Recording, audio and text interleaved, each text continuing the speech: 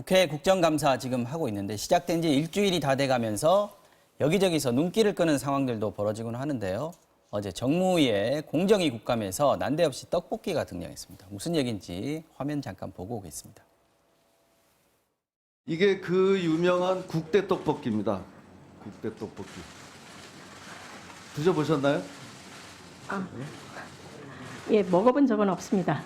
이게 바로 그 문재인 대통령을 공산주의자라고 말했다가 지금 가루가 될 준비를 하고 있는 바로 그 국대 떡볶이입니다.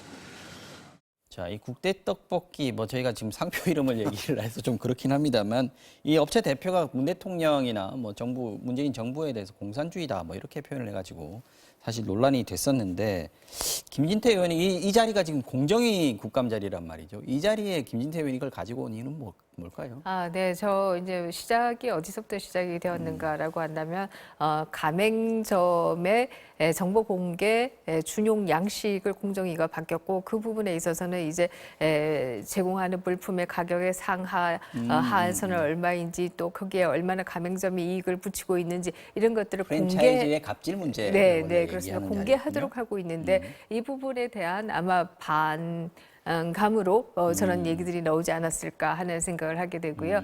이 때문에 공정이 국감에서 저 문제를 들고 나왔다 이런 생각을 하게 됩니다. 그럼에도 불구하고 저는 일반적으로 국감에 사진이 찍히기 위한 것들을 많이들 들고 나와요. 우리가 과거에도 볕단을 들고 나와서 집어던지고 이랬던 기억도 있고요.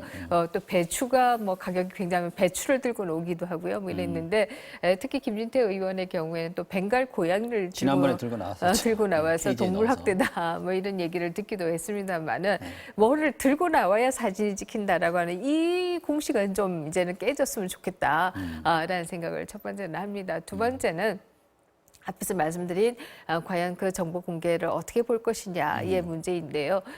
가맹점의 입장에서는 아마 좀 더 가맹점의 그 본사의 갑질을 끊기 위해서 좀 많은 것들이 투명해졌으면 좋겠다 이런 생각들을 하고 있는 게 사실일 겁니다. 거기에 반해서 또 본사 입장에서 이런 거 다 하면 이거 이제 정보를 너무 하다 보면은 어떻게 만드는지 그 비법까지 다 나가는 거 아니냐 이렇게 지금 반발을 하고 있는 상황이다 이렇게 볼 수 있을 것이고요. 어느 한쪽으로 쉽게 얘기는 하기는 어렵습니다만은 다만 김진태 의원의 얘기 중에서 문재인 대통령에 대해서 뭐라고 얘기하고 가루가 될 준비를 하고 있는 무슨 떡볶이다 이렇게 얘기를 하고 있는데요. 그 떡볶이의 대표이사나 이런 분이 어떤 발언을 했다고 해서 거기에 있는 수많은 가맹점이나 이런 것이 다 창수한다고 얘기하기는 어렵지 않겠습니까? 그렇죠. 네. 그렇기 때문에 한 개인과 전체 조직을 좀 동일시하는 것은 저는 바람직하지 않다 이렇게 생각합니다. 일부러 그 떡볶이 브랜드를 들고 나왔겠죠. 김진태 의원은 공정위 국감이지만 이거는 그렇죠. 반문재인 어떤 발언에 대해서 탄압당하고 있다. 이걸 좀 얘기하고 싶었던 것 같습니다. 아마 이제 연결고리를 좀 만들려고 했던 것 같아요. 저는 그런데 이 지금 업체 같은 경우는 물론 일부에서는 장사가 더 잘 된다는 데도 있고 일부에서는 아예 한 달 만에 폐점을 했다는 데도 있습니다. 자, 그러면 이게 프랜차이즈 우리가 항상 그동안 피자 등등 프랜차이즈 업체에 사실 그 사장의 여러 가지 문제 때문에 프랜차이즈 했던 분들이 망하는 경우가 많았지 않습니까? 근데 이번도 저는 비슷한 경우로 봐요. 물론 개인의 정책의 의사는 분명히 이해할 수 있죠. 이분도 어떤 정책 견해가 있으니까. 근데 이분 같은 경우 프랜차이즈 같은 경우는 그 사람 하나뿐만 아니라 거기에 많은 사람들이 어떤 돈을 주고 프랜차이즈에 가입을 해서 생업을 하고 있는 거 아니겠습니까? 다른 정치적 견해를 가진 사람들도 그렇죠. 있는 건데. 이렇기 때문에 사실은 떡볶이가 무슨 진보 떡볶이가 있고 보수 떡볶이 따로 있습니다. 그거 아니거든요. 떡볶이는 맛있어야 지금 장사가 잘 되는 거 아니겠습니까? 네. 자, 그런 상황인데 지금 보면 이 대표 같은 경우는 이거 자체를 자신의 떡볶이를 거의 보수 떡볶이로 지금 규정을 해버려서 사실은 이게 어떤 면에서 굉장히 논란이 되고 있고 실제로 이제 일부 프랜차이즈 업체 같은 경우는 상당히 힘든 경우도 많아요. 그러면 이런 회사를 운영하시는 분들이 정책 의사를 어떻게 해야 될 것이냐. 저는 그래서 이런 정책 의사가 너무 리스크가 크다, 위험도가 크다는 거예요. 그렇기 때문에 물론 본인은 야당 보수 진영에서는 박수를 받겠지만 이것 때문에 많은 고통받는 분이 있다는 거 그것도 명심해야 될 것 같습니다. 자, 자유한국당 홍문표 의원과 황운하 대전경찰청장 간에 공방이 오가는 모습도 있었습니다. 행완이 경찰청 국감장인데요. 이 내용도 한번 보시겠습니다. 지금 무죄를 받았어요. 그 사람들이 전부가 다. 예? 무혐의 받은 것도 몰라요? 무혐의 결정이 옳은 결정이라고 생각하지 않습니다. 야, 이걸로 끝내서는 아니, 그러면은 안 되겠는데? 지금 뭐 그냥 잠깐 봐도 좀 날이 서 있는 모습입니다. 이걸로 끝내서는 안 되겠는데라고 얘기를 했고 정치 경찰 이런 말도 나왔습니다. 황운하 경찰청장, 대전경찰청장 경찰 중에서는 상당히 유명한 분입니다. 네, 왜 이런 얘기가 그렇습니다. 나왔는지 그동안에 뭐 경찰권의 독립, 그다음에 기소와 수사의 분리 이런 걸 굉장히 강하게 얘기해 왔던 분인데요. 지금 정치 경찰이라고 얘기가 나오고 있는 것은 바로 울산시장에 대한 수사, 그 측근에 대한 수사 문제로 인해서 나온 얘기다 이렇게 얘기 드릴 수가 과거 있고요. 수사. 네. 아주 지난 지방선거 때이죠. 지난 지방선거 때 이 김기현 그 울산 그 당시에 현 시장이 자유한국당의 공천을 받자마자 그 측근들의 문제가 있다고 해서 압수수색에 들어갔고 이것으로 인해서 김기현 그 당시 후보 측에서는 우리는 아무 선거운동도 못했다. 이 문제로 인해서 그냥 우리는 손과 발이 다 묶여 있었다 이렇게 얘기를 하고 있는 그런 상황입니다. 그렇기 때문에 자유한국당에서는 결국 지금 이 경찰의 수사에 의해서 울산시장 자리가 날아갔다 이렇게 보고 있는 것이기 때문에 지금 저렇게 얘기가 나오고 있는 것인데요.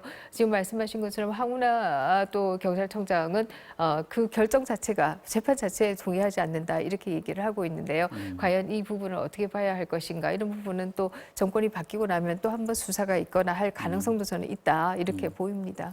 자 마지막으로 시간이 얼마 안 남았는데 안철수 전 의원 얘기를 잠깐 좀 해보겠습니다. 네. 지금 이제 독일 끝나고 돌아올 줄 알았는데 미국으로 바로 갑니다. 네. 국회에 그렇다고 뭐 정계 복귀를 안 할 거라고 생각하는 사람은 아무도 없는 것 같습니다. 네. 아마 이제 지금은 때가 아니다는 판단을 하는 것 같아요. 왜냐하면 지금 사실은 안철수 전 대표 입장에서 보면 정계 복귀 다시 한다는 것 자체가 본인한테는 정말 이제는 중요한 때거든요. 예전같이 뭐 다시 이제는 그만둘 수도 없는 상황이지 않습니까? 뭔가 제일 적절한 시점을 봐야 될 것 같은데 아마 본인이 판단하기에는 물론 지금 조국 사태로 여러 가지 이제 중도층이 늘어나고 뭐 등등이 하고 있겠지만 아직은 상황이 아니다는 판단을 하는 것 같아요. 즉 이제 현재로서는 중도층이 많다 하더라도 이걸 묶어낼 수 있을 만한 여건 자체도 되지 않고 또 어떤 면에서 보면 지금 바른미래당의 유승민 대표와 또 손학규 전 대표 간에 지금 다툼이 있지 않습니까? 네. 이제 그런 상황에서 여기서 몸을 던진다고 했을 때 과연 본인이 해낼 수 있을까?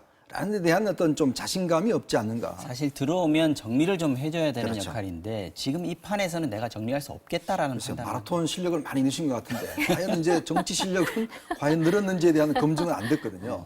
그래서 아마 본인 입장에서는 이번 총선은 좀 건너뛰고 뭔가 이제 다음 대선을 향해서 뭔가 좀 이 미국 스탠퍼드 대학에서 좀 더 어떤 앞으로 미래에 대한 연구를 좀 더 해보고 싶다.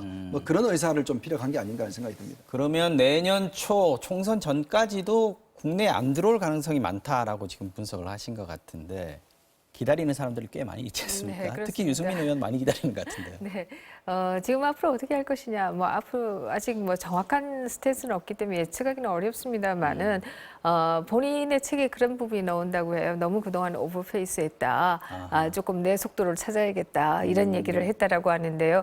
그 부분은 결국 지난 대선에서 지고 난 이후에 당 대표로 굉장히 빨리 복귀를 했고 복귀 이후의 과정에서 결국 호남계와의 갈등이 있었고 그런 과정에서 바른미래당을 만들고 이런 것들이 너무나 내가 오버페이스한 것이었다. 막 이런 반성들이 있지 않았는가. 이 때문에 이제 좀 천천히 가겠다 이런 생각을 하는 것 같은데요. 그러나 정치 환경의 시간이라고 하는 것과 개인의 반성의 시간이라고 하는 것이 꼭 같이 가지는 않는다. 저는 그렇게 생각합니다. 다음 대선에 관심이 있는지 없는지 알 수는 없습니다만은 다음 대선에 관심이 있다라고 할 때는 총선을 건너뛰고 막바로 간다라고 하는 것은 저는 조금 성립하기가 어려울 것이다 이렇게 생각합니다.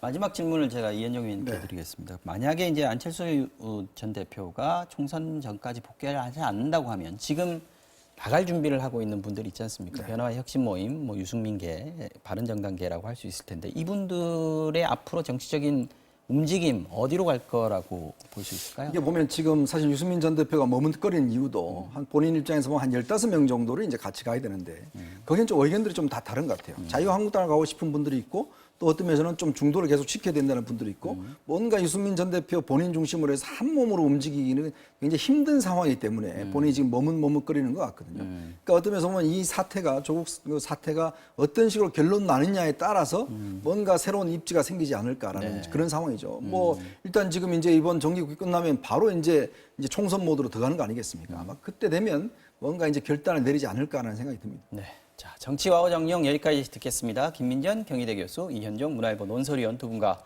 함께했습니다. 고맙습니다.